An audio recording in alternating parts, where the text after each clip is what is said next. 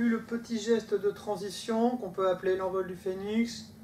D'abord accepter, puis le tsai, avant de pousser. Alors on peut imaginer, pourquoi pas, après une poussée, là, au niveau de la poitrine, que lui veut se dégager avec son bras droit. Donc au début, eh bien, j'accepte, comme d'habitude, j'accepte son mouvement, j'ouvre, pour ici glisser la main au niveau du coude, transférer le poids, le fermer, et là, soit pousser là, comme on veut, suivant la grandeur, suivant comment il est placé. Encore une fois, donc j'ai fini le simple fouet, je suis venu le repousser, lui il veut me sortir, transférer le poids, tsai, et là, finir le geste. Donc comme il est légèrement plus grand, je suis ici, donc si, suivant la taille, comme dans la forme, plutôt là, mais c'est pas toujours évident, hein, donc on ne s'arrête pas forcément à ça. Si je suis là, c'est bien. Ce qui compte, c'est de le repousser. Donc au début, j'ai accepté, puis j'ai fermé avec un tsai.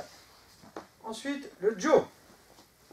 Si j'ai fait de façon orthodoxe, tiens, un petit peu, mon tsai, c'est à droite. Si j'ai fait de façon orthodoxe, mon tsai ici, il peut très bien essayer, lui, de se dégager. Dans ce cas-là, je vais pouvoir rentrer ici.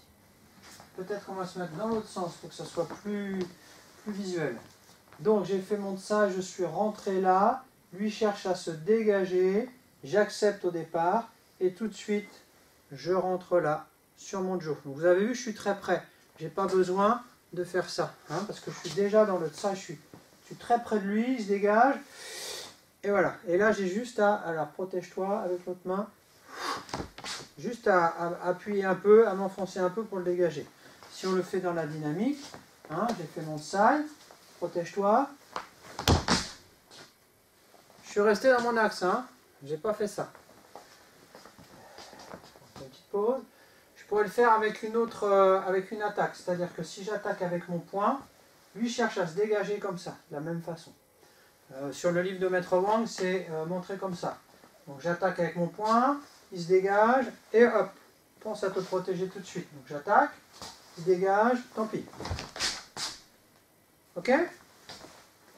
Et pour le KO, l'épaulé, c'est pareil. Si je suis ici à distance, je ne vais pas faire une épaulée. Ça ne va pas être possible. Je vais y aller avec le poing ou les pieds. L'épaulé, c'est seulement si je suis très près, sur le côté. Là, ça va être bien pour une épaulée.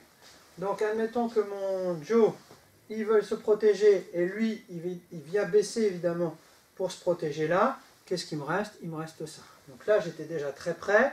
Il baisse. Voilà.